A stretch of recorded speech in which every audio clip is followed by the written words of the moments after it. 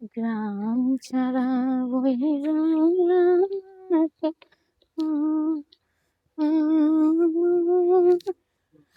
আমি এখন আছি যশোর ক্যান্টনমেন্ট বোট ক্লাবের পেছনে। এখানে প্লেন ল্যান্ড করে যেখানটায়, ওই জায়গাটায় আছি। এর চারপাশটা অনেক সুন্দর, অন্যরকম এক পরিবেশ। আজকে শীতের সকালটা একটু কুয়াশা কম, আজকে একটু রোদ বের হয়েছে অন্যান্য দিনের তুলনায়। এই রাস্তাটা দুই পাশে খেজুর গাছ, অন্যরকম এক সৌন্দর্য। চারদিক সবুজ শ্যামল গাছপালা। এই সাইডটায় ক্যান্টনমেন্ট মনে হয় বৈদ্যুতিক এক অফিস হবে, ঠিক শিওর জানি না, কিন্তু এমনই কিছু একটা হবে।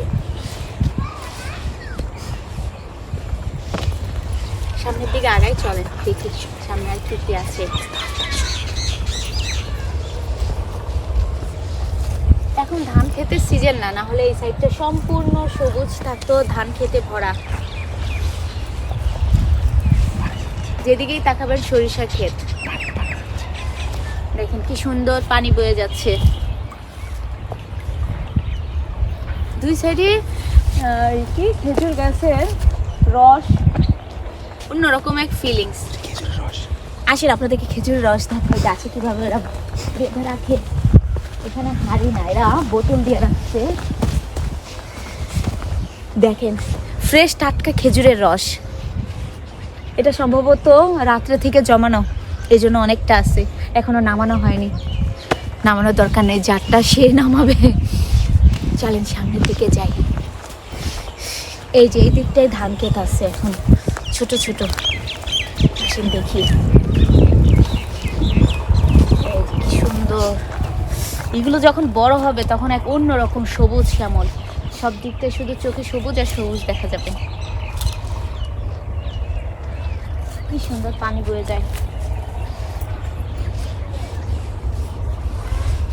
আজকে চারদিকটা অনেক নীরব, এখানে মানুষজন একটু কমই থাকে। ঢাকার তো চারপাশে শুধু যানজট কোলাহল থাকেই, কিন্তু গ্রামে ওরকম না। গ্রামে সবসময় নিরিবিলি সবুজ শ্যামল, মন ভরে যায়। আসেন আমরা সামনে সরিষা খেতে দিতে যাই। শীতকালের অন্যরকম সৌন্দর্যই হলো সরিষা ক্ষেত। এখানে ছবি তোলা বলেন, দেখার সৌন্দর্য বলেন, সেটা অন্যরকম। এই যে সরিষা ক্ষেত, একটা বিশাল বড় সরিষা ক্ষেত। আসেন দেখি, ওয়াও সুন্দর সরিষা ক্ষেত।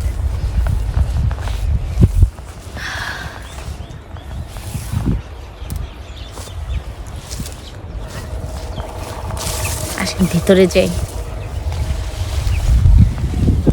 কেমন লাগতেছে আমাকে সরিষা খেতে?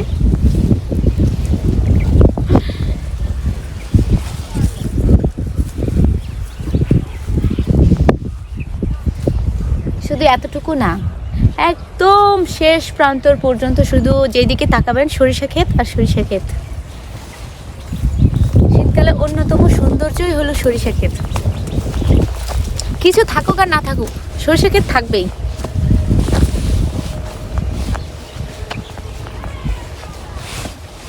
এই যে এই সাইডটাও খেজুরের রস গাছে বাঁধা। ওই যে প্রত্যেকটা গাছেই খেজুরের রস আপনারা দেখবেন, কোথাও হাঁড়ি, কোথাও বোতল, যে যার মতো দিয়ে রাখে।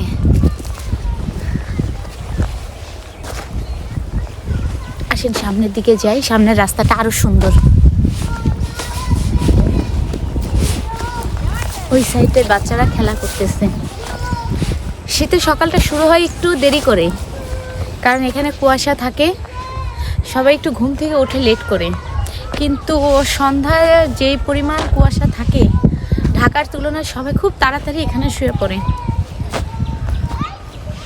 আমরা গ্রামে আসছি বেশ কিছুদিন হয়, তার মধ্যে প্রত্যেক দিনই বের হওয়া হয়। এই সকালটা না দেখলে আর ভালো লাগে না। চলেন সামনের দিকে যাই, নেক্সট ব্লগে আপনাদের সবাইকে সামনেটা উপভোগ করাবো। আজকের পর্যন্ত এই পর্যন্ত, সামনের ব্লগে আবার দেখা হচ্ছে। আল্লাহ হাফেজ।